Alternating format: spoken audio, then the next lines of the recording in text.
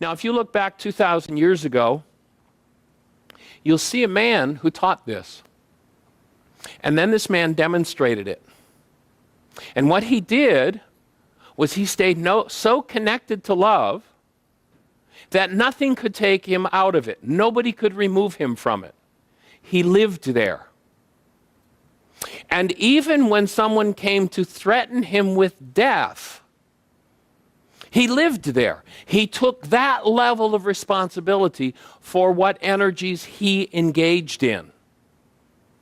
And in staying connected to that source, when the man who came to destroy him approached him and was injured by a sword, what did that man do?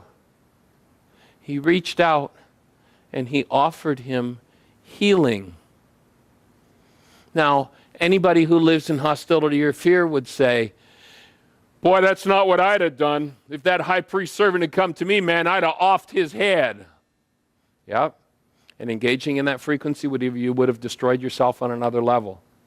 This man named Yeshua said, I'm going to live the law. And the law is, if my neighbor comes to me, I stay connected to love. Guess who the high priest servant was in the Aramaic context? The high priest servant was his neighbor. And when his neighbor was injured, even though he knew this neighbor was going to have him killed, he reached forward and he healed his neighbor.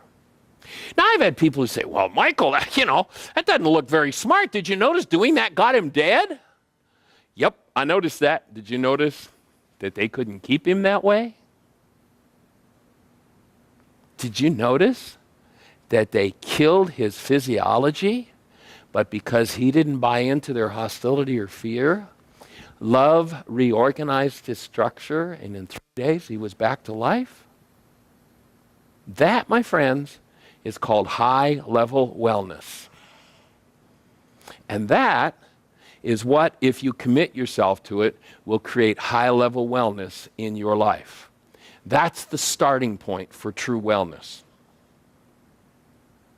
Now, once you've got that starting point, there are some things that you can do to bring yourself into that high-level wellness from the point of view of what supports your physiology, what supports your being.